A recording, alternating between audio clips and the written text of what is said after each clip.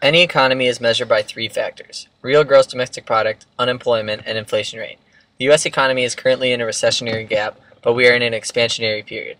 Since the last quarter of 2009, we have been expanding our output, although not always by an increased amount. The definition of real gross domestic product is the monetary value of all finished goods and services produced within a country's borders in a year. This past fiscal year, our gross domestic product rose by 2.7%. Although some experts point to signs of slowdown since it only went up 0.1% in the fourth quarter. However, most of this was due to the slowdown in government spending during that quarter. Another method of measuring the economy is the unemployment rate, which is the amount of people over 16 years old not institutionalized and that are willing and able to work that can't find jobs. The current unemployment rate in the U.S. is 7.7%. This is down from the second quarter, which was 7.9%. The third method of measuring how the economy is doing is inflation rate, which is the persistent increase in the level of consumer prices and the persistent decline in the purchasing power of money, in this case the dollar. The most recent inflation rate is 2.9.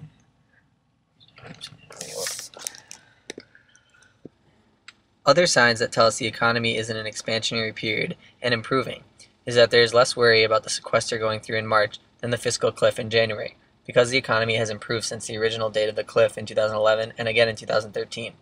Congress was more accepting to let spending cuts go through, which plays at classical economic theory of little government intervention in the economy. Okay, my turn. The government can either have a budget deficit, which is when the expenditures are greater than the revenue, or a budget surplus, is when the revenues are greater than the expenditures. We have only had a couple budget surpluses in history during the Clinton era. The national debt is all the budget deficit adds up to over the years, which we still owe. Physical policy action can either affect the budget negatively or positively. Most of the time, when unexpected economic problems hit, the fiscal policy sends us further into debt. This is an effort to climb out of the recession. When we try deficit reduction methods, we are either increasing taxes or cutting government spending. But both of those generally lead to a decrease in the aggregate demand and thus a rise in unemployment and price level and a decrease in our GDP. Obama raising taxes would either hinder the economy because of higher taxes, and Boehner's plan would send us further into deficit.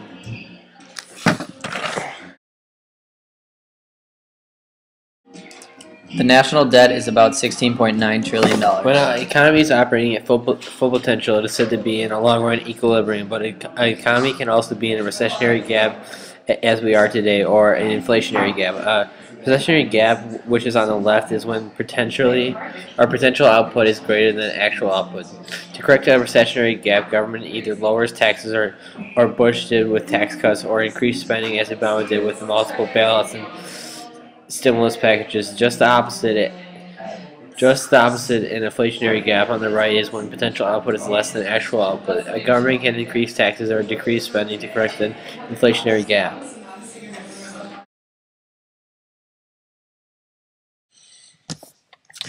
Over the last few months and going back 1 or 2 years, the economy has been expanding much, which has been attributed to the rise in consumer confidence since the recession ended.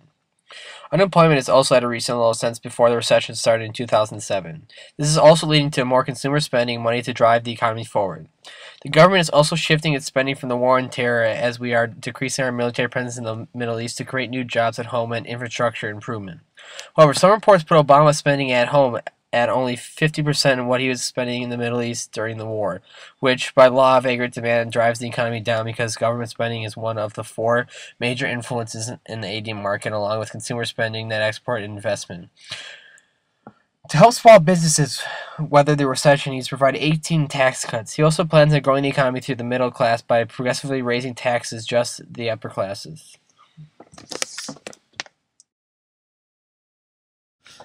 In the midst of the recession, Obama was faced with the Bush tax cuts expiring in 2011, but knew this would only further the plummet into recession. He advocated Congress to extend the tax cuts for 2 years, which greatly helped consumers keep a larger supply of disposable income and increase consumer spending while the economy was unstable. Most economists would say the extended tax cuts were relatively successful in keeping the economy out of further trouble.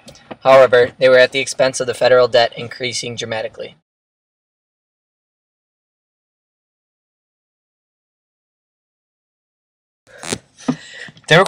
Democrats want to raise taxes on the wealthiest Americans, as shown by Obama's progressive tax increase on the 1% of the wealthiest Americans to create a new tax bracket where people making over $400,000 pay a 39.6 tax rate.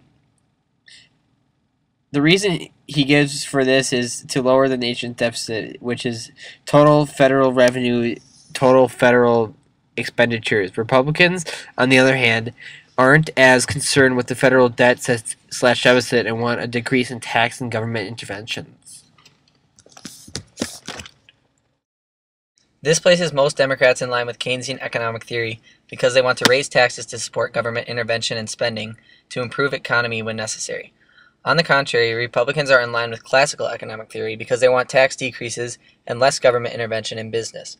They think that the economy will correct itself over time, and business is the main driver in how the economy will do. This is not always the case, as when demonstrated when Republican President George W. Bush proposed the bailout plan during the recession and it angered fellow Republicans because he was going against classical theory.